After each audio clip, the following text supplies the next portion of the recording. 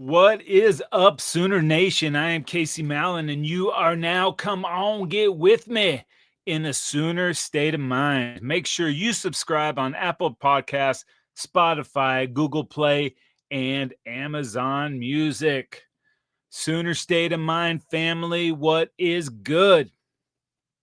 Run faster, jump higher, reach farther, and you'll always win. Live life expecting the worst, hoping for the best, and living for the future. You know, here at Sooner State of Mind, that's right, it is Sooner State of Mind where you heard it first. We are often imitated, but never duplicated. And imitation is the sincerest form of flattery, which means they're watching, which means they're listening. So, welcome to the show. Oh, baby, come on. We are just over a week away. That's right, 7 DeMarco Murrays away from the return of Oklahoma Sooners football. Next Saturday night, our Sooners will take the field to annihilate the Illinois State Redbirds. And we will have a complete preview of that game coming up next week. But we had to jump on to address some major news that will have an enormous impact on the entire landscape of college football. The SEC on Thursday announced it is officially going to 9 games. A 9-game format. It's going to give us 2 things: 3 games against annual opponents, 6 games against non-annual opponents. Those will rotate, so everybody plays each other twice in 4 years, a home and away, blah, blah, blah. There'll be a couple neutral site games in there, OU, Texas, et cetera, et cetera. This is going to start next year in 2026, a 4-year cycle. Commissioner Sankey said over the summer that the 3 annual rivals will be revisited. He's gonna probably lay this on us in December, wait till it's prime and all the eyeballs are on it, but he wants to really explore that, make sure they get this part of that right, which I think it will be right no matter what. This is something they've wanted to do for quite some time. And now with the new playoff and the way everything is trending, this is a huge, huge step for the SEC to really get out there and make this the preeminent conference of college football, which it already was. This only makes it that much bigger. Now, there is a ton of speculation on how and who those 3 games against the annual opponents will be distributed. I know Sooner Fan has a lot of thoughts on who our 3 opponents will be. Totes Obs, you know the Shorthorns will be the first team on our list. The OU Texas 2 S's rivalry is one of, if not the best rivalry games in all of college football. That game will remain. You can sports bet on it on Venmo or anywhere else. The other 2, those are a little bit trickier. Now, the top candidates for those games, if you want to apply geographical sense to the equation, that could have our Sooners playing either Texas A&M, Arkansas, Missouri, or LSU. All of those matchups would and do make a ton of sense, especially with A&M, Arkansas, and Mizzou. Now, the thought of Mizzou doesn't really, for lack of a better term, pump my nads, but I do like reviving this Arkansas rivalry. It was always pretty fun. Some good games in the past. The proximity, it's right there.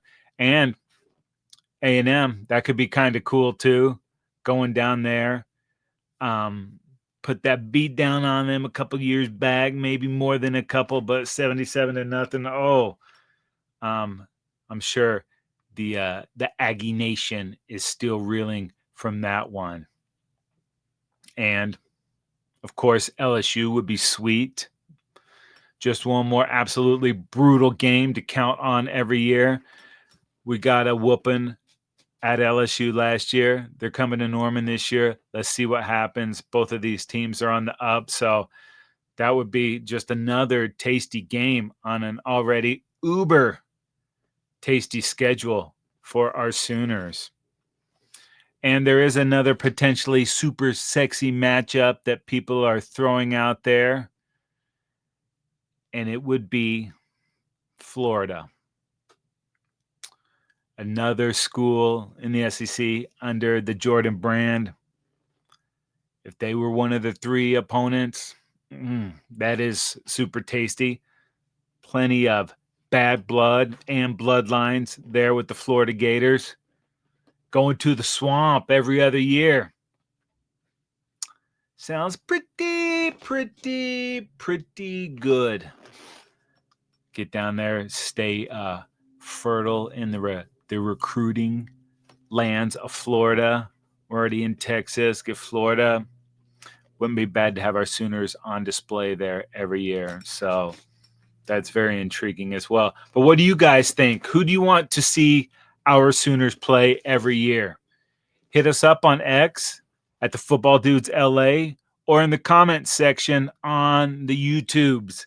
I am curious to see who Sooner Nation wants to see in those annual matchups for our Oklahoma Sooners. So this 9-game conference schedule is huge news, not only for the SEC, but for the entirety of college football. Like I said, this has been on Commissioner Sankey's radar since the realignment, but it's all part of a bigger plan with a huge impact. As far as the teams in the SEC, stronger schedule moving from 8 to 9 league games. It eliminates one non-conference cupcake game, if you will, for many of the teams. Tougher schedule. That means you're not getting that freebie that usually comes in November. The Sooners are getting theirs in October this year, but removing that just makes the schedule more difficult, a little bit tougher to get bowl eligible and to the playoffs, but better SEC games means bigger TV ratings. You see where I'm going here, ESPN, ABC. They have the SEC rights. The mouse has deep pockets, people. They're buying everything. That means you're getting another premium game, which they're already paying out the wazoo for. So that is a win for everybody. Some of these games, I'll watch the Sooners play, whoever it is. I don't give a crap. But nationally, getting another huge matchup, get more eyeballs on there. It also improves the competitive balance. Teams in the bottom of the league will now have a tougher time getting those wins, getting bowl eligible. It's tougher. You're taking that one gimme away, and now you're putting a conference foe in there, and conference games are already hard no matter what. Even poor teams, you go to these stadiums, the crowd is rocking. It's tough to get out of there and get a win. So that makes it a little bit difficult for everybody. The Big Ten and the Big 12, they both already play the 9-game conference. Big Ten wanted to cry about their strength of schedule. I would put the SEC up against Big Ten any day. Now, I know, the Big Ten's won the last couple, but overall, conference top to bottom, the SEC is deeper and more challenging than the Big Ten is. Maybe this is cyclical, and some of those teams at the bottom of the Big Ten will get better, but it puts that argument out the door for the Big Ten. ACC, they're currently at 8 games. They have to get one more. Will there be new members coming to the ACC? Who knows? But there's talk about teams leaving the ACC. So we'll have to see how that plays out. And the Big 12, how many teams, Big 16 or whatever, they're going to do that. They have all the games, the conference games too. So it won't really change what's going on there. But this also means fewer games for some of the smaller conferences. They would go take that whooping from the SEC teams to get that money. So taking that L and taking that money away from them is going to, further the gap between those programs and the Power Five. But that was happening anyway. So I don't know how we preserve those squads. We got to figure out how to get some kind of distribution of revenue to them. I know there is some interest watching those teams play, but it's not like the huge conferences. And that overall is a good thing, who tunes in for those blowouts. So it will be a better overall product, but I'm not sure what the impact will have on those smaller schools. Also, improving the conference schedule, adding that extra game strengthens the resume when it comes to the college football playoff. Instead of playing whoever the hell the small school is, now you're playing another SEC school, and if you happen to lose that game, that loss with a highly competitive schedule might do something for you rather than beating the crap off of some, poor team, FCS team or whatever. We're talking the impact for the 12-team playoff. That's going soon, baby. We're probably skipping right over 14 and heading to 16, and who knows how big this thing can get. But we will see more teams into that playoff sooner than later. And that gives the SEC more opportunity to get more of those at-large spots. Better schedule, better opponents, better wins. They have an argument to get in there now because a 9-win SEC schedule is better than a 10-win Big Ten, a 10-win Big 12, a 10-win ACC. So that is going to take a little bit of the guessing out of which of the teams deserve to be in there. But the way they're going to get at least 16. So you'll have your 5 Power 5s, 11 extra teams.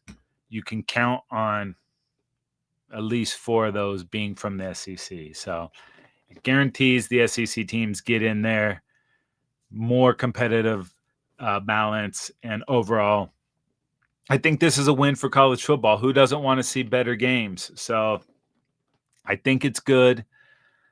It's going to do wonders for the football watching audience on Saturdays, and more huge matchups. Just it's better. So I think we can say bye to the 12-team playoff pretty soon, but this is just setting the groundwork here. It's going, people. So something to get stoked for.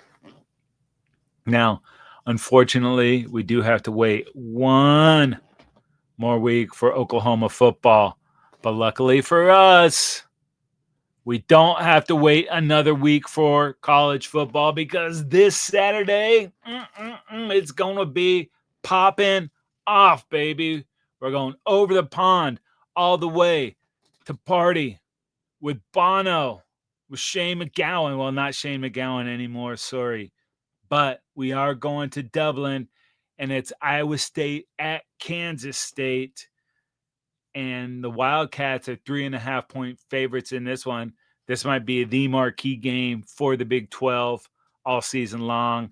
And what a way to start it, to get us back, wake up, have some coffee, boom, starting up with an awesome game. 2 rising programs, both have Big 12 championship aspirations, both have college football playoff aspirations.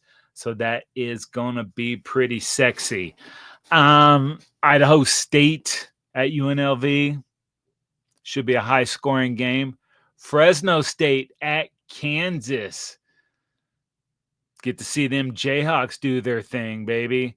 Sam Houston at Western Kentucky. That's when you go do your honey-do list, go shopping, get your groceries for the next week, get everything you need for the weekend. And then the nightcap, Stanford at Hawaii, baby. Hawaii's got those sweet iced out unis for this one. It is going to be fun. And you know what? Maybe all these matchups aren't the best, but it's college football, baby. It is back, and that means we are stoked, okay? And then next week, oh my God, of course, we'll be back to preview our Sooners as they take on Illinois State. but we will look at some of the big matchups next week as well.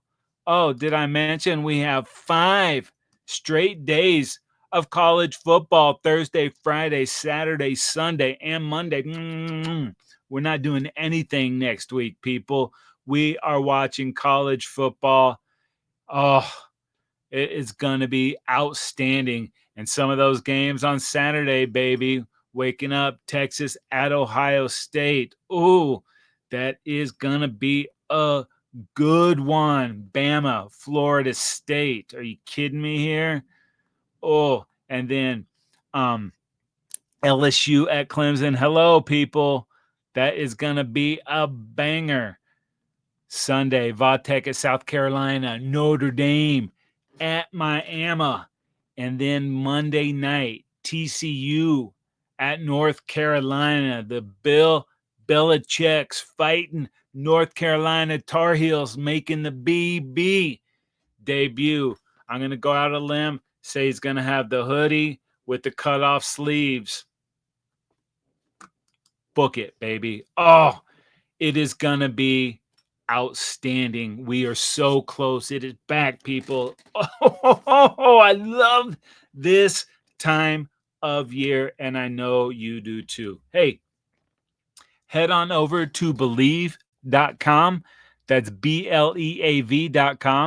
Go to shows, type in Sooner State of Mind.